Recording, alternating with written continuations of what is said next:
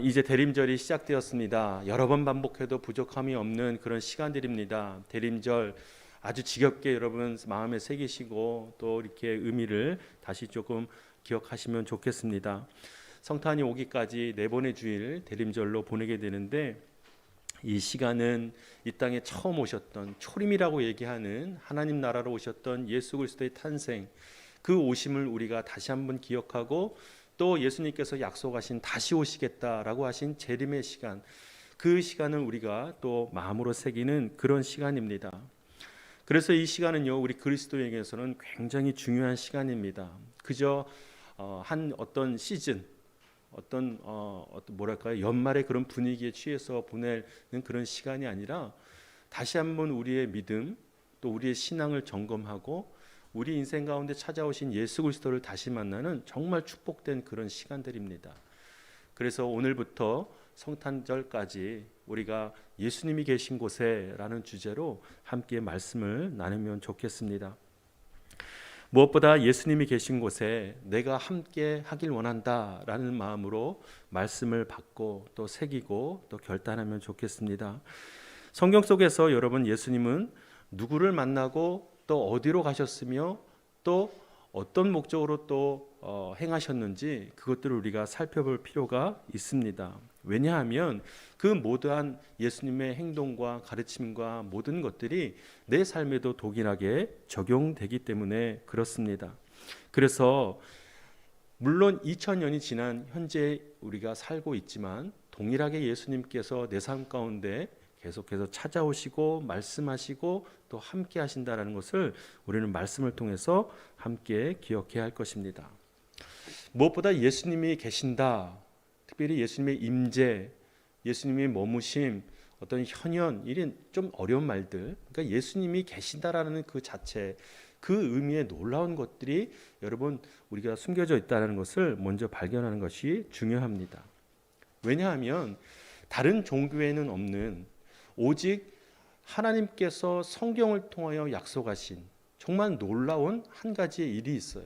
그것은 뭐냐면, 첫 번째, 하나님께서 직접 하늘에서 이 땅에 오셨다라는 사실이에요. 그러니 예수님이 계신 곳이라고 우리가 표현할 수 있는 것은 그저 한 인간이 머무는 것이 아니라 하나님께서 직접 이 땅에 오셨다라는 사실이에요. 그 공간을 넘어서서 하늘에 계셨던 그 하나님께서 직접 인간의 몸을 입고 이 땅에 오셨다라는 사실입니다. 그것을 우리는 일컬어 무엇이라고 얘기합니까? 성육신이라고 이야기합니다. 사람의 모습을 입고 이 땅에 오신 하나님, 이것이 바로 예수님이 계신 곳이라는 그 문장에 담긴 정말 놀라운 의미입니다.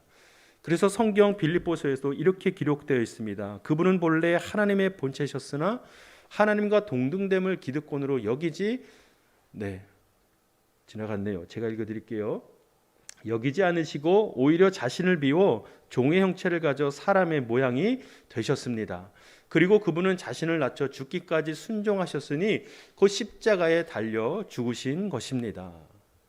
이것이 바로 성경이 기록된 하나님께서 이 땅에 인간의 몸을 입고 오신 가장 대표적인 성육신에 대한 증거의 말씀입니다.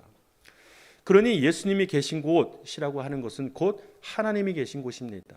하나님이 역사하시고 하나님이 임재하시고 하나님께서 동행하시는 곳이 바로 예수님이 계신 곳입니다.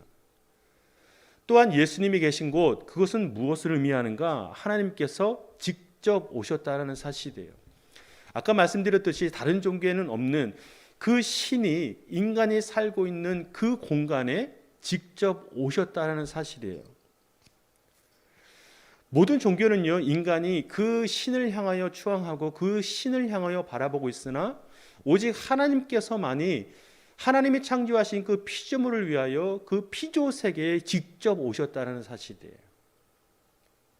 이것이 예수님이 계신 곳에 라는 말 안에 담긴 놀라운, 여러분, 하나님의 모습이에요. 직접 오셨다. 하나님의 손으로 지으신 그 세계로 하나님께서 내려오셨다, 오셨다라고 보는 것입니다. 2000년 전에 하나님께서는 인간의 몸을 입고 그 인간 세상에 직접 찾아오신 것입니다. 이것이 우리에게 있어서 정말로 친근하게 직접적으로 정말 체감적으로 느껴지면 좋겠습니다. 우리가 정말 많은 시간이 건너뛰어 현재는 살고 있으나 하나님께서 직접 오셨다라는 이 사실, 그래서 예수님이 계신 곳에라는 의미가 나와는 상관없는 동떨어진 것이 아니라 지금도 내 삶에 하나님 찾아오셔서 나와 함께 하신다는 것이 몸으로 체감되기를 바랍니다. 하나님은 직접 오셨어요. 그리고 우리에게 오셨다는 것입니다. 그런데 중요한 것은 무엇입니까? 이처럼 직접 인간의 몸을 입고 찾아오신 그 하나님, 그 예수님이 오셨음에도 불구하고 그것을 여러분 누리지 못하고 살고 있는 우리의 모습, 그것을 우리는 살펴보아야 합니다. 분명히 우리에게 예수님 찾아오셔서 우리를 구원하셔서 하나님의 자녀로 삼아주셨습니다. 그러나 우리의 삶은 어떻습니까? 우리의 삶은 하나님과는 동떨어진 삶을 살아갑니다. 하나님이 나의 삶에 찾아오셔서 나와 함께 하신다라고 말씀하셨음에도 불구하고 내가 내 삶을 살아갈 때는 하나님은 어디든가 서랍에 깊숙이 처박아두고 사는 것이 바로 우리의 모습이라는 사실입니다. 늘 하나님께서는 성경의 말씀처럼 문 밖에 서서 우리의 마음의 문을 두드리시면서 우리와 함께 살아가기를 원하시는데도 불구하고 우리는 하나님과 함께하는 삶을 살지 않는다는 사실입니다. 과연 예수님이 계신 곳에 나는 없다라는 사실. 하나님께서 직접 친히 이 땅에 오셔서 나와 함께 하신다는 그 말씀을 허락하시고 나와 함께 하셨음에도 불구하고 나는 그곳에 없는 것, 그것이 바로 우리의 삶의 모습이라는 사실입니다. 그래서 대림절을 우리가 맞이하면서 우리 인생 가운데 찾아오시는 그 하나님, 그 주님을 나는 만나고 있는가? 그분을 나는 영접하고 있는가? 그분과 함께하고 있는가? 그분과 함께 살아가고 있는가? 그것을 한번 점검하고 다시금 그것을 새롭게 하는 그런 시간이 되기를 바랍니다. 뿐만 아니라 여러분, 요즘에는요, 이 성탄 시즌, 크리스마스 시즌 다가오면 이미 예전부터 이 문화가 세상에 넘어간 것, 그것을 우리는 체감하게 됩니다. 뭔가 분위기가 조금 설레이는 것 같기도 하고 흥청망청하기도 하고 하지요. 그 중에 하나 놀라운 사실을 하나 알려드릴게요.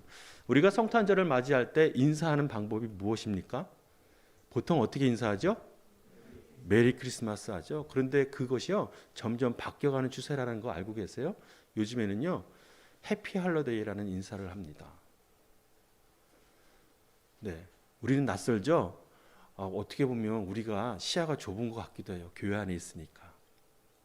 근데 이 원류, 이 근원이 어디서 왔는가? 여러분, 기독교로 세운 나라들, 그 미국을 중심으로 해서 어떤 운동까지는 모르겠으나 어떤 분위기가 조성됐냐면 너무 기독교적인 색채가 강하기 때문에 그것을 좀 빼고 뭔가 보편성을 추구하자라는 운동이 있어서요. 메리 크리스마스, 그러니까 주님의 탄생을 인사하고 선포하는 것이 아니라 해피 할리데이, 그저 이 시즌을 우리가 즐기자라는 그런 인사로 점점 변해가고 있다는 사실이에요. 그래서 여러분 이제 나가보면 어떤 크리스마스 장식보다는 뭔가 문화적으로 세속적인 모습으로 점점 장식되어져 가고 말도 그렇고 하는 것들 볼 수 있지 않아요? 조금 낯뜨겁지만 여러분, 크리스마스 이브하고요 크리스마스 날 모텔이요 만실이래요. 우리 자녀들도 이 상황을 알아야 돼요. 오히려 부모님들이 더 모를 수 있어요. 얼마나 비참한지 모르겠어요. 이제 크리스마스가 되면 아주 놀랍도록 여러분, 우리가 지난번에도 참사를 겪었잖아요. 이제 예수님이 이 땅에 오신 것에 대한 의미는 이제 뭔가 우리의 삶에 불편해요. 우리 문화에 여러분 불필요한 존재가 돼버렸어요. 그러니 메리 크리스마스라는 인사보다도 그저 우리가 즐겁게 놀자, 즐기자라는 마음으로 해피 할리데이라는 말을 쓰는 것 같기도 합니다.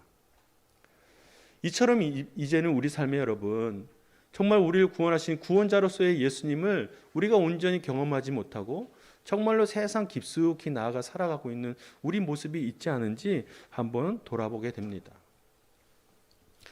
이 이야기를 하는 이유는요, 오늘 우리가 읽은 이곳 어디예요? 어디예요? 주제가 예수님이 계신 곳이잖아요. 예수님이 가신 곳이 어디냐면 엠마오가 아니라 엠마오로 가는 길이에요. 정확하게는 엠마오로 가는 길. 근데 이 엠마오로 가는 길에 두 사람이 등장합니다. 한 사람은 글로바라고 하는 제자, 그리고 다른 한 사람은 이름이 등장하지 않는 또 다른 제자인 것 같아요. 그렇게 추정하고 있는데 두 사람이 엠마오로 지금 걸어가는 중에 있습니다. 그런데 그들의 마음은요, 기쁨과 감사가 아니라 슬픔과 두려움이 가득했습니다. 그 이유는 무엇이냐면 이제 십자가에서 처형당하시고 난 뒤 그 무덤에 장례를 지낸 예수님께서 그 새벽에 이제 그 시신이 사라진 뒤에 그 여인들이 그것을 발견하고 그 소식을 모든 제자들에게 전하고 난 뒤 그 소식을 들은 이 두 사람은요, 마음에 너무 슬픔과 두려움이 가득하게 자리 잡기 시작했어요. 그 이유는 무엇이냐면 여러분, 그들이요, 그들 당시에 있던 유대인들에게 있어서 많은 핍박, 많은 어떤 고통을 당했습니다. 그러니 마음 가운데 두려움과 불안이 생기기 시작했죠. 무엇보다 3년 내내 예수님과 함께 동행하며 따라다녔던 그들이 이제 예수님께서 이 땅에 계시지 않는다는 그 이유가 너무 그들을 어렵게 또 슬프게 고통스럽게 만들어 놓은 거예요. 그러면서 자신이 살고 있는 일상의 삶이 있는 엠마오로 이제 돌아가는 그 과정, 그 도상에서 여러분, 예수님께서 그들을 만나 주신 거예요. 이것은 무엇을 상징하는가? 이제 여러분, 그들 마음 가운데 있던 어떤 기대감, 어떤 무슨 희망, 소망이요, 완전히 다 사라져 버린 거예요. 예수님 그들 삶에 찾아오셔서 그들을 제자로 삼아주시고 그들에게 놀라운 기적을 베푸시며 무엇인가 그들의 마음 가운데 큰 꿈, 큰 기대를 심어줬는데 어느 순간 예수님이 돌아가시고 난 것으로 인하여서 그들의 마음의 모든 기대와 꿈과 희망과 소망은요, 완전히 사라져버린 겁니다. 그리고 이제 그들은 어디로 가고 있어요? 자신이 살고 있었던 일상의 삶으로, 원래의 삶으로 돌아가고 있는 과정이 바로 엠마오라는 상징적인 지명을 통하여 우리에게 보여주고 있는 거예요. 뿐만 아니라 그들의 마음속에서 예수님은 어떠한 분이신가? 오늘 성경에 이렇게 표현되어 있습니다. 21절, 그러나 우리는 이스라엘을 구속해 주실 분이 바로 그분이라고 바라고 있었습니다.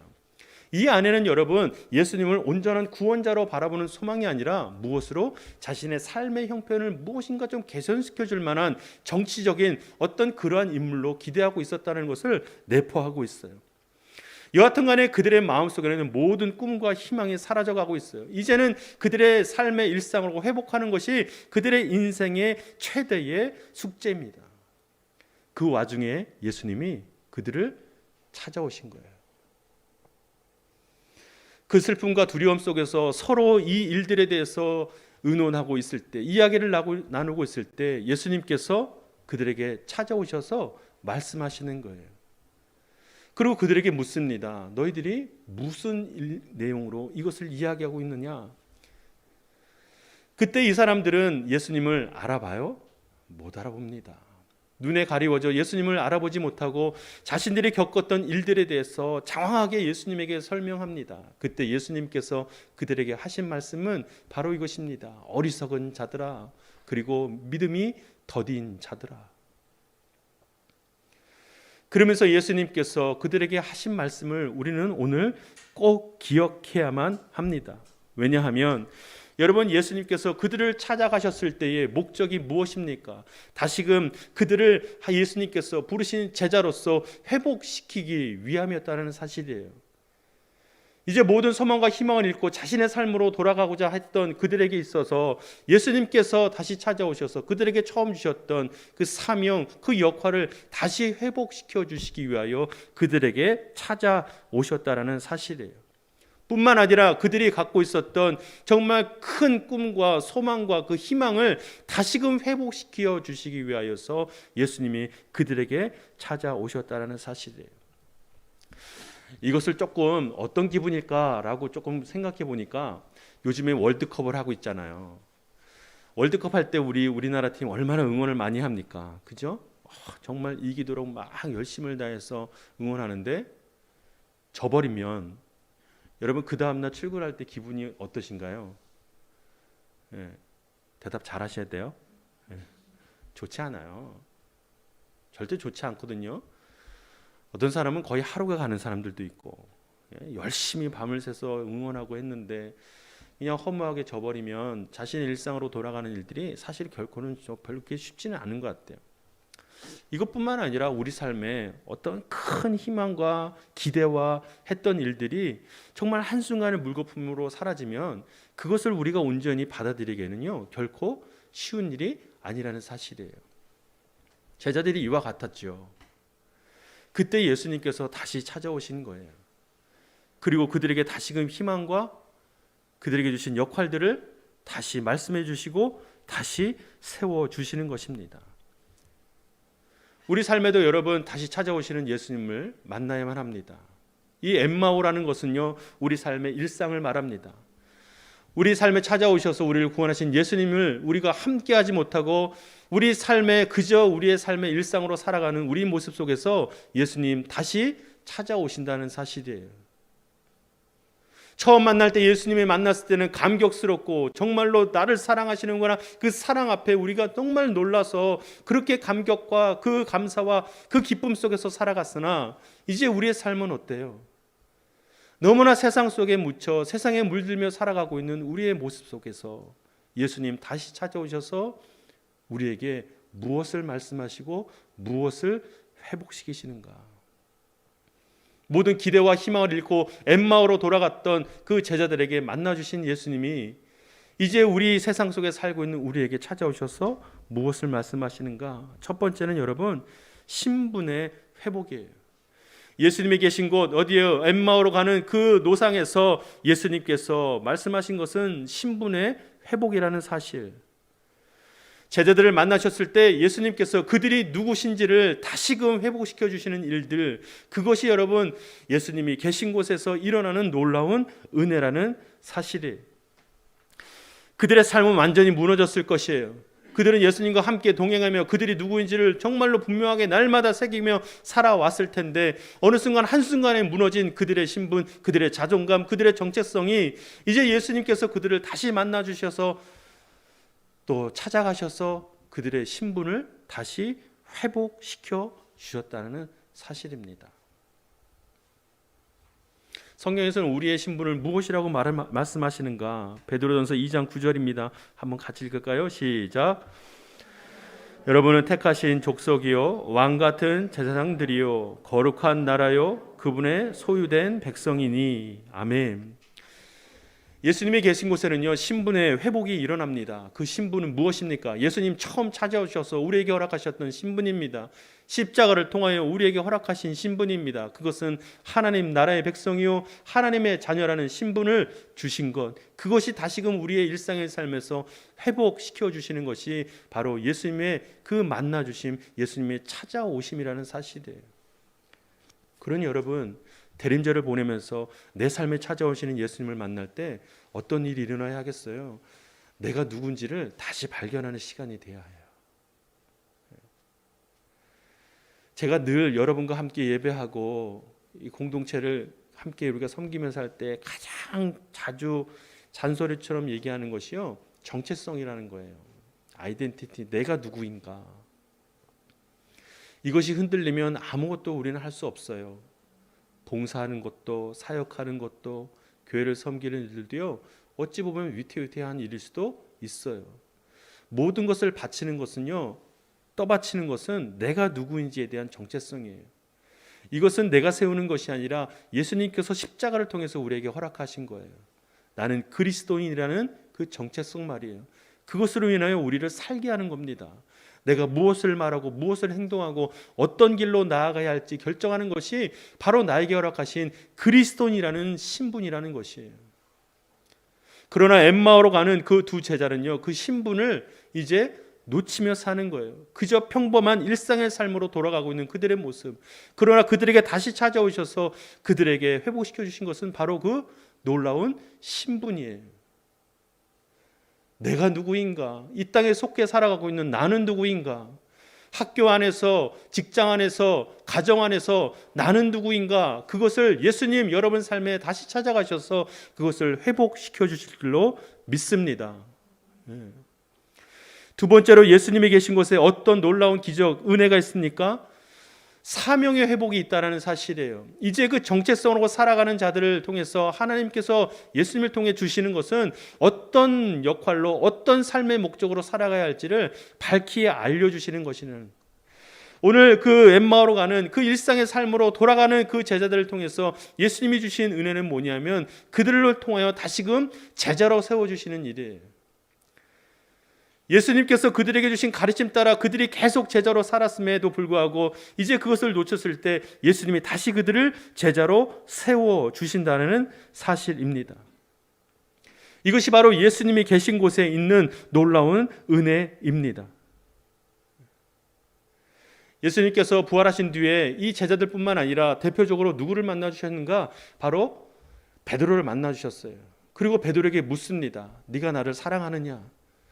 3번 물으실 때마다 베드로는 대답합니다. 네, 내가 주를 사랑합니다. 그것을 주님이 잘 아시지 않습니까? 그때마다 예수님께서 그 베드로에게 주셨던 말씀은 무엇인가? 내 양을 먹이라는 것입니다. 그리고 나를 따르라 말씀하십니다. 이것이 찾아가셔서 만나주시는 예수님의 은혜예요.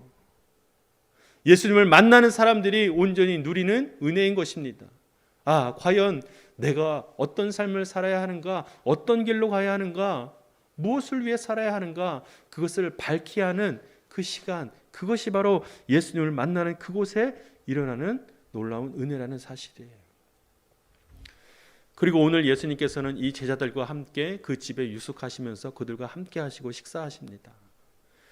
사랑하는 여러분, 대림절이 시작되는데 여러분의 마음 가운데 그런 기대감으로 시작하면 좋겠어요. 나 예수님 다시 만나면 좋겠습니다. 다른 기대 말고, 정말 다른 기대 말고 나 예수님 다시 만나면 좋겠습니다. 나를 구원하셨을 때 처음 만났던 예수님을 다시 만나면 좋겠습니다.